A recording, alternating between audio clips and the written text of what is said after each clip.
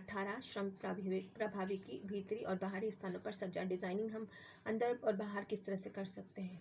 इस लेसन का जो अधिगम क्षेत्र के अंतर्गत की इस अध्याय में हम आप लोग क्या लास्ट में समझ पाएंगे। भीतरी और बाहरी स्थानों में डिजाइनिंग अभिकल्पना की संकल्पना कार्य क्षेत्र की समझ सकेंगे। वे जान पाएंगे कि भीतरी सज्जा, भूदृश्य सज्जा, लैंडस्केप डिजाइनिंग की सार्वजनिकता, उपयोगिता, सौंदर्य बोध, खूबसूरती के बीच में संतुलन बनाने की आवश्यकता होती है। किसी निर्मित भवन स्थानों की आयोजना, अभिकल्पनाएं सृजित करने, फर्नीचर रखने के स्थान निर्धारित करने की कला, तकनीक के सिद्धांत को समझ सकेंगे, साझा कर सकेंगे। उसके बाद आप क्या कर सकेंगे, भीतरी और बाहरी स्थानों के डिज़ाइन, उनके प्रयोक्ता हितैषियों बनाने में सुकार्मिकी और संकल्पनाओं के समावेश का महत्व को समझ सकेंगे कि भूदृश्य अभिकल्पना, लैंडस्केप डिजाइनर वास्तुविद के बाहरी व सार्वजनिक स्थानों में पर्यावरण व सौंदर्य बोध की दृष्टि से अधिक आकर्षक रूप से योग्य डिजाइनर बनाने के लिए उत्तरदायित्व किस प्रकार होते हैं। मतलब आप कितने अच्छे डिजाइनर बन सकते हैं, इस क्षेत्र में भी आप अपना करियर स्थापित कर सकते हैं। अब प्रस्तावना की बात कर लेते हैं हम लोग। क्या आपकी चित्रकला अच्छी है? क्या चित्रकला में सृजनात्मकता के लिए आपके मित्रों, शिक्षकों, अन्य लोगों द्वारा प्रशंसा की गई है? क्या आपके रंगों में खेलना पसंद है? क्या आप बहुत सी कल्पनाशील व्यक्ति हैं? क्या आपके अंदर कुछ भिन्न या अनूठा करने में ललक है? इन प्रश्नों के लिए आपका उत्तर होगा हाँ। तो आप डिज़ाइन और व्यवसाय चुनने के लिए सोच सकते हैं। इसके लिए व्यवसाय के विकल्प अवसर उपलब्ध होते हैं। आंतरिक डिज़ाइनर, गृह सज्जा, आर्किटेक्टर, वास्तुकला, ग्राफिक डिज़ाइनर, उत्पादक designer, fashion designer, packaging designer, व्यवसाय डिज़ाइनरों में उद्योग में जगत में सदैव अत्यधिक मांग रहती है। अब हम यह बात कर लेते हैं डिज़ाइनर की। ठीक है, डिज़ाइन के विभिन्न कोर्स आपको प्राप्त हो जाएंगे।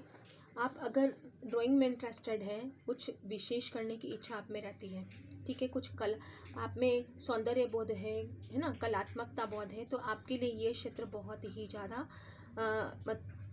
पैसा, कीर्ति और आपको बहुत ज़्यादा सम्मान दिलाने वाला ये क्षेत्र आपको मिलेगा।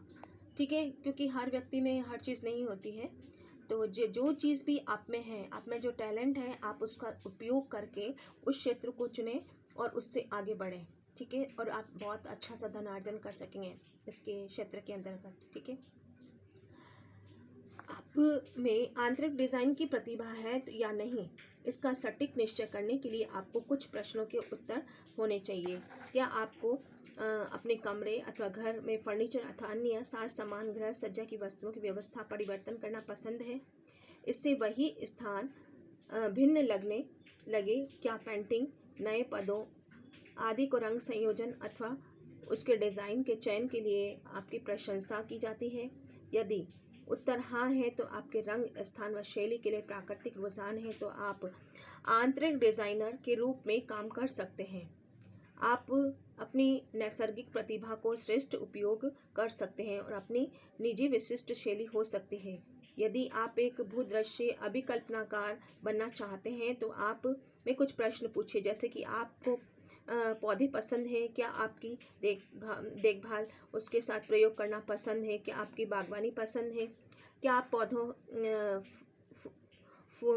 पौधों, फूलों आदि से भिन्न तरीके से प्रस्तुत करना पसंद करते हैं? इसमें अमूर्त वस्तुएं शिल्पों के रूप में अपनी सृजनात्मकता की अभिव्यक्ति कर सकते हैं। यदि हाँ है तो आप संभवतः ऐसे व्यवसाय के लिए एक सुपात्र हैं। आइए हम इन व्यवसाय के महत्व और चुनौतियों के बारे में जानकारी करें। देखिए, अगर आप डिज़ाइनर बनना चाहते हैं तो आपके लिए बहुत अच्छा विकल्प आपके लिए इसमें है। ठीक है, अब हम बात करेंगे आंतरिक डिज़ाइन व्यवस्था का महत्व। मतलब क्या है? आपके आंतरिक मतलब का क्या हुआ? आप घर के अंदर कोई सी भी चीज़ें आ सकती हैं, जैसे कि होटल के अंदर भी मैनेजमेंट अंदर की आंतरिक सज्जा की आ जाती है, इंटीरियर डिज़ाइन, डेकोरेशन डिज़ाइनर की बात आ जाती है, उसी के महत्व की हम बात करेंगे यहाँ पे अभी। आंतरिक डिज़ाइनर व्यवसाय का महत्व। डिज़ाइनिंग अभिकल्पना, कलात्मकता, प्रतिभा, सृजनात्मकता मिश्रण है। जैसा कि पहले कहा जा चुका है कि इसमें अनेक भिन्न क्षेत्र समाविष्ट होते हैं। इसमें पहले वास्तुकार भवन के डिज़ाइन बनाकर आपका निर्माण करते थे, अब उपयोगकर्ता समूह ग्राहक इसका उपयोग करते हैं और उसकी पसंद के अनुसार फर्नीचर की व्यवस्था करते हैं। आवश्यकता के अनुसार सामान को बढ़ाते रहते थे। पहले व्यवसायी स्थानों के लिए सज्जा के लिए आंतरिक डिजाइनों की सेवा ली जाती थी, क्योंकि उनमें भवन की छवि निखारने, कार्य करने के लिए सुव्यवस्था, स्थान प्रदान करने के लिए उत्पादकता बढ़ाने में सहायता मिलती थी और उसके स्वामी व कर्मचारियों को एक विशिष्ट पहचान, आत्मगौरव की भावना पैदा की जाती थी। आजकल अनेक परिवार सुसज्जित आरामदायक घर चाहते हैं और सौंदर्य बोध आकर्षक भी हो, जहां वो दिन भर के कठिन परिश्रम से बाद तनाव मुक्त परिवेश में आराम कर सके। अतः अब लोगों के आवासीय वे व्यवसाय प्रतिष्ठानों के लिए व्यवसायी आंतरिक डिजाइनर की सेवा लेने का चयन भी बढ़ता जा रहा है, क्योंकि उनके पास जानकारी, विशेषज्ञता, मार्गदर्शन होता है। इससे समय और पैसे दोनों के संदर्भ में ऐसे व्यावहारिक गलतियों से बचा जा सकता है। वास्तुकार, ठेकेदार और सुपरवाइजर विभिन्न कारीगरों के साथ मिलकर काम करते हैं ताकि परियोजना को रूप से समय निर्धारित बजट की पूरा किया जा सके। आंतरिक डिजाइन ग्राहक की सुरक्षा, कार्य क्षमता, सुविधा के समझौता किए बिना उपलब्ध स्थान सर्वोत्तम उपयोग कर सकते हैं। व्यवसायिक खरीदारी, अनगिनत घंटे काम करते रहना, क्योंकि वे ऐसे स्थानों की जानकारी रखते हैं जहां ग्राहक की आवश्यकता और विभिन्न जलवायु क्षेत्रों में अनुकूल सामग्रियां मिल सकती है। यह वास्तव में आंतरिक डिजाइनों के लिए एक चुनौती है, जो कि ऐसे आंतरिक स्थान तैयार करने के लिए विशिष्ट क्रियात्मकता हो, इसके ग्राहक संतुष्ट हो जाए और उसके द्वारा खर्च किया गया धन सार्थक हो सके। आंतरिक स्थान तैयार कराना किसी विशिष्ट क्रियात्मकता हो, उसके ऐसा ग्राहक संतुष्ट हो जाए और उसके द्वारा खर्च किए गए धन का सार्थक हो जाए। किसी स्थान को क्रियाशील, आकर्षण, संतोषजनक बनाने के लिए इंटीरियर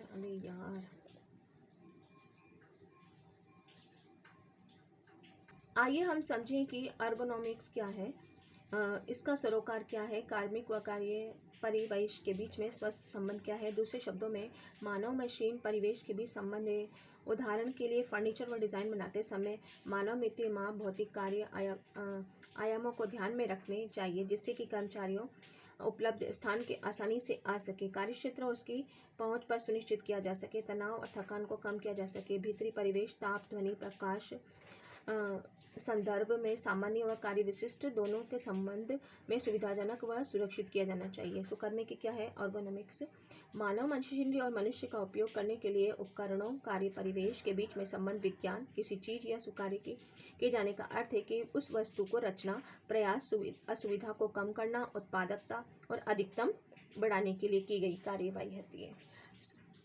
सामान्यतः सुकार्य के फर्नीचर समकालीन व आधुनिक शैली का होता है, यद्यपि अनेक पारंपरिक कलात्मक फर्नीचरों के सुकार्य का सिद्धांत ध्यान में रखकर ही बनाया जाता है। घर की अथवा कार्यालय स्थलों की सज्जा को करते समय विचार किए जाने वाले किसी चीज का यह होती है कि उस स्थान के उपयोग के लिए किया जाता है। सुकार्य का सरोकार उपयोग कार्य क्षमता दोनों से ही होता है।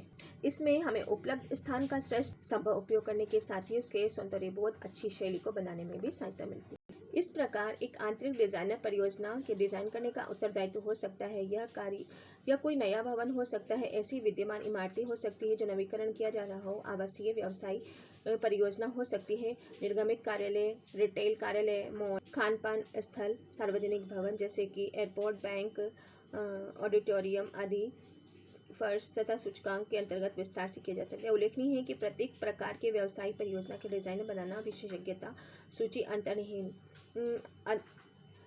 है। कुछ डिजाइनर दोनों प्रकार के परियोजनाओं के कर सकते हैं, एक व्यवसायी रूप से भी स्थान इष्टतम उपयोग करके उसे सौंदर्यबोध रूप से आकर्षक बनाने के लिए दृष्टि केंद्रित करके समाज का हित में योगदान दे सकते हैं। नेक्स्ट वीडियो में हम बात करेंगे मूलभूत संकल्पनाओं की।